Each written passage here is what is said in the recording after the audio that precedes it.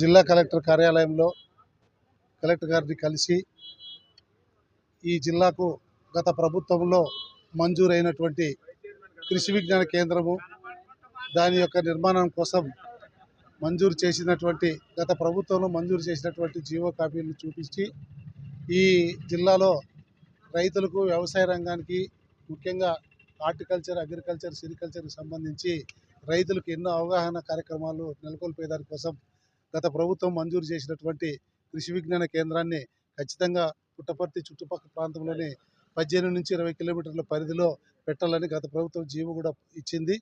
ఆ GO copy కూడా ఇప్పుడు సమర్పించడమైంది. అయితే దీనికి సంబంధించినటువంటి స్థానిక శాసనసభ్యులు శ్రీమతి సింధూరారెడ్డి గారు దానిపైన శ్రద్ధ వహించక నిర్లక్ష్యం చేసినందువల్ల ఈరోజు ధర్మవరానికి చెందినటువంటి మంత్రి సత్యకుమార్ గారు బత్తలపల్లి మండలాన్ని తీసుకునేందుకు ప్రయత్నం చేస్తున్నారు. అదేవిధంగా అటువంటి కార్యక్రమం చేస్తే జిల్లాలో చాలా ఇబ్బందికరమైన పరిస్థితి. ఎందుకంటే పుట్టపర్తి కొత్తగా డెవలప్మెంట్ అవుతున్నటువంటి జిల్లా కేంద్రం. ఈ కేంద్రంలో జిల్లాకు సంబంధించినటువంటి ఆఫీసులు జిల్లాలో ఉంటేనే దానికి ఒక గౌరవం. అటువంటి ప్రతిష్టాత్మకమైనటువంటి సంస్థ ఈరోజు వేరే ప్రాంతాలకు తరలిపోతే స్థానికంగా ఉన్నటువంటి ఇబ్బందులు చాలా ఉంటాయి. అయితే ఈ సంస్థకు ఐసీఏఆర్ అనే సంస్థ సెంట్రల్ కేంద్ర ప్రభుత్వ సంస్థ కూడా 20 కోట్ల రూపాయలు భవనాలకు కూడా మంజూరు చేసింది. కాబట్టి స్థానిక శాసనసభ్యులు శ్రీమతి సింధూరారెడ్డి గారు దీన్ని చొరవ తీసుకొని కలెక్టర్ గారిని కలిసి 50 ఎకరాల భూమి మంజూరు చేయాలా. మంజూరు చేసిన తర్వాత దానికి కావాల్సిన నీటి వసతి కూడా మన బుక్కపట్నం చెరువులో అందిన నీరు కూడా ఉంది. అదేవిధంగా దానికి సంబంధించినటువంటి 4 లైన్స్ రోడ్డు కూడా పక్కనే పోతుంది. కాబట్టి ఇన్ని సౌకర్యాలు ఉన్నటువంటి జిల్లా కేంద్రాన్ని అభివృద్ధి చెందాలా. ఎందుకు అభివృద్ధి చెందకపోతే భవిష్యత్తులో ప్రస్తుతం ఉన్న పాలకులు చరిత్రహీనులుగా మిగిలిపోతారు.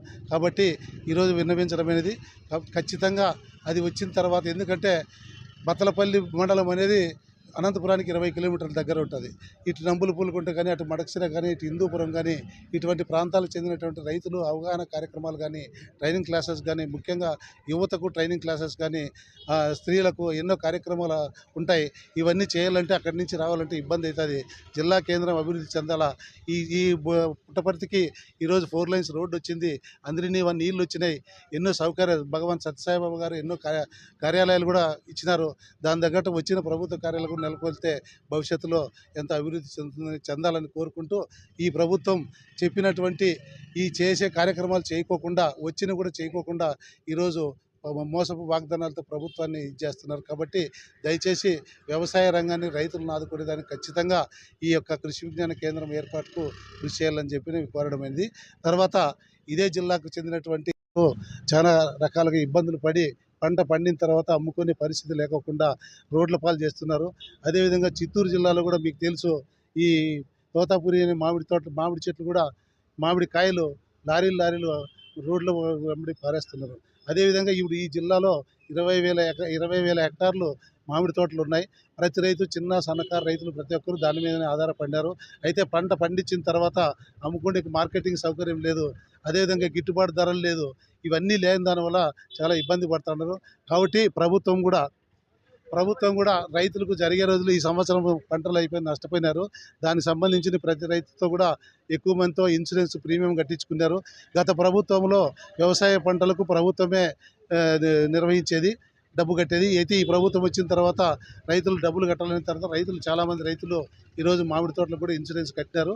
కాబట్టి దయచేసి ఈ ఇన్పుట్ సబ్సిడీని, ఈ ఇన్సూరెన్స్ కూడా వచ్చి రైతులను ఆదుకోవాలా.